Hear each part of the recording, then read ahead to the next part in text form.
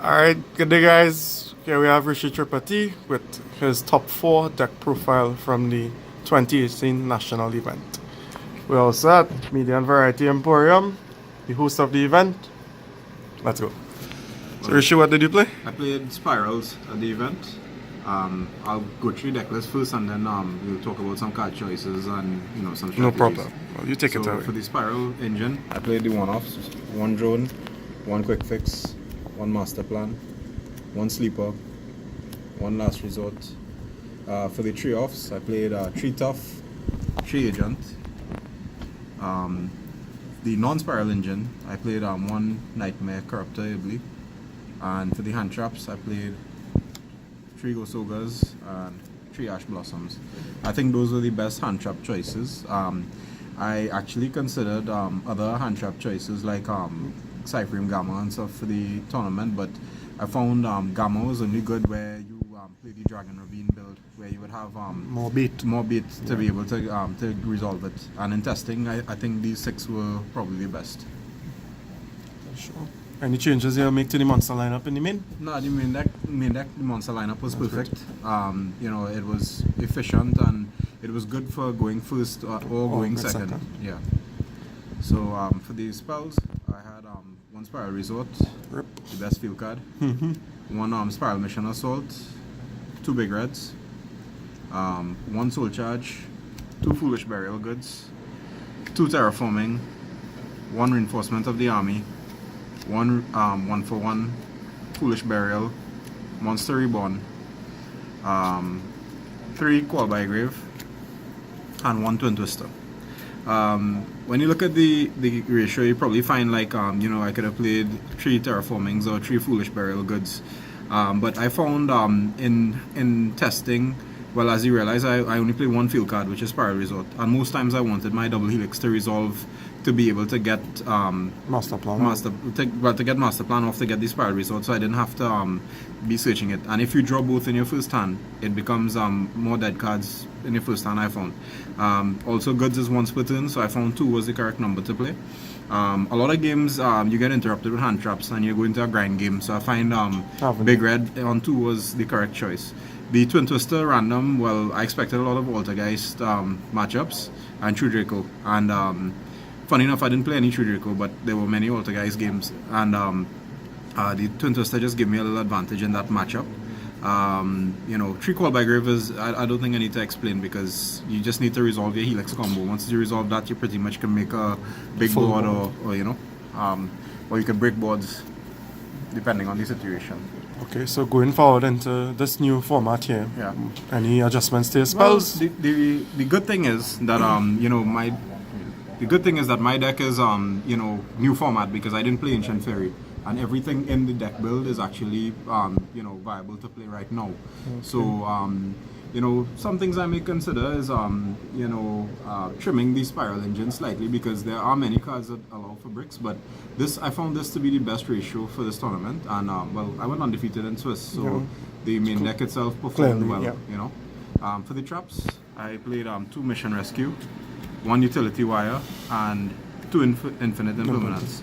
The Utility Wire I found to be very good, because in a lot of grind games it helps you get rid of problem monsters. Also I find against the True Draco matchup, in theory, when Iwato is on board, you can always spin the Iwato and then use your monster effects, because you don't want to get blown out by Iwato Regeki in any given matchup. Also, the wire doesn't destroy, so spinning a card is up more powerful. Cards like Borrowload and stuff that you can't get rid of with monsters very easily, it comes in handy for that. Especially as you could search it as well. Correct. Yeah. So that was the thinking behind that choice. In a lot of games I sided it out when I was going second, and you'll see what I put in instead. Okay. And I'll go to the extra deck first. I played 2 Double Helix, which is all you really need.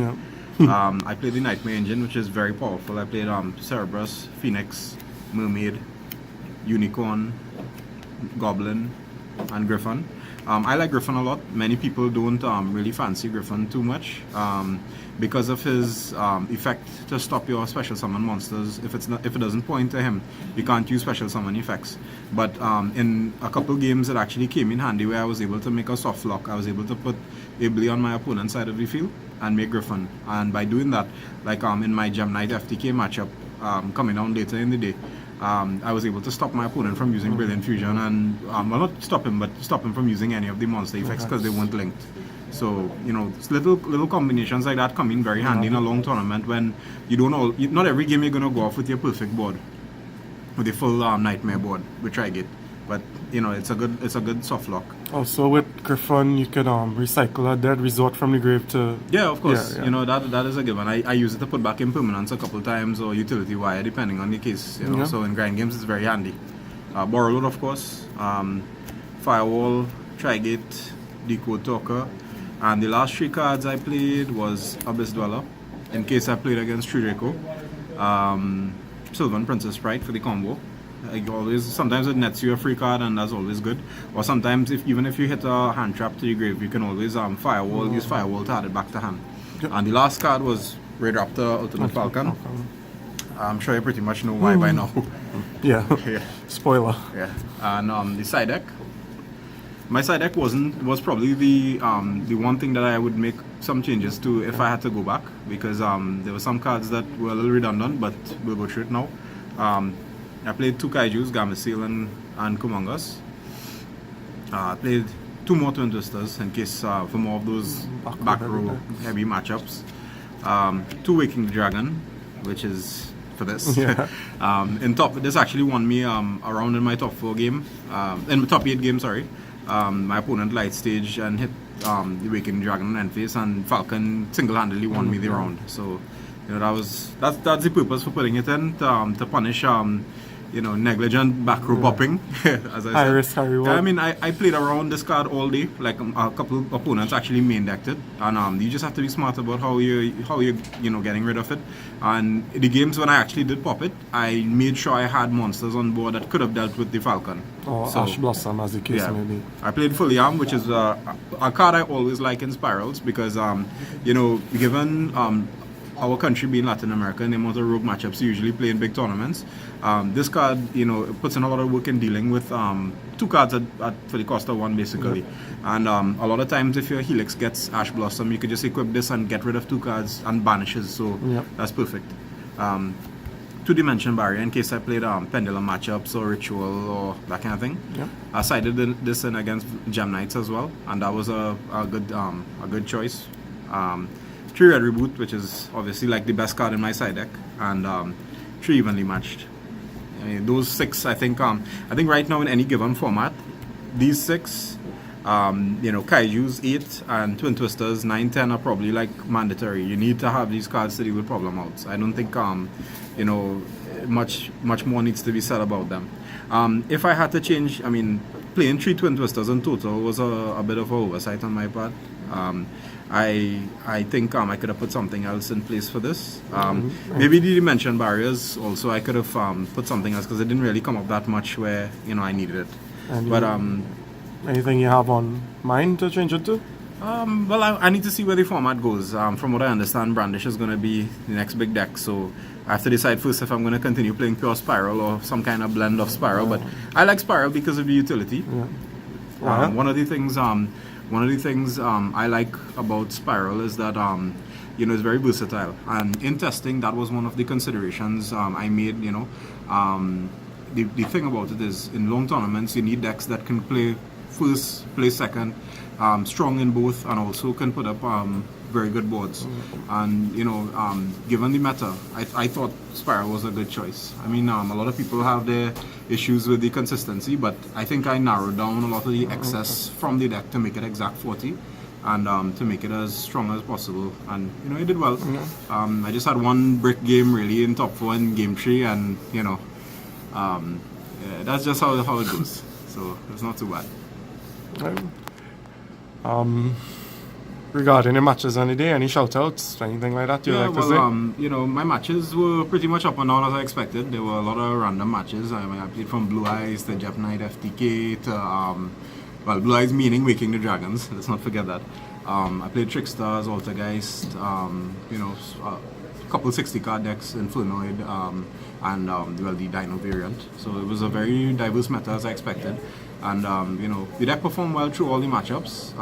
Sadly, I didn't win as many dice rolls as I would have liked, so I didn't get to auto win with my first turn board. But grind games are good too. You have to know how to play.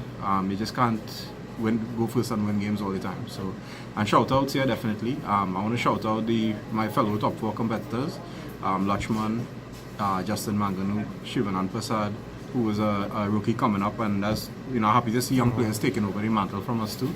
I'd like to shout out my team, Alpha Industries, Team Alpha, everybody who I tested with, especially like Daniel Smith and Justin and the other persons who helped me come up with the deck build and analyze some of the deck choices. I want to shout out Mark Amarali for being an excellent tournament organizer and putting on another huge nationals. And Trinidad is really growing in Yu-Gi-Oh, worldwide. And I'd love to see our country go from a small place to really big in Latin America in the Yu-Gi-Oh world now. So I just hope it keeps growing and more young people come in and get those top 64 mats and just keep advancing. I'd like to shout out the tournament organizer staff, the judges, all my friends from Latin America, Mumu Foundation, Alejandro Lacan. I'd like to shout out Burga Garcia, who helped me with the list as well. Vivaldo Reyes, all my friends from Latin America who have been supporting and messaging, Gerald South. It's a shame we wouldn't be able to see this here in Mexico, but Trinidad goes to South America now, so we'll be going to Peru hopefully. And that's it. Thanks to everybody. If I missed anyone, I'm sorry, but just glad to still be able to perform at a high level and contribute to the game in Trinidad. No problem. Thank you very much, man.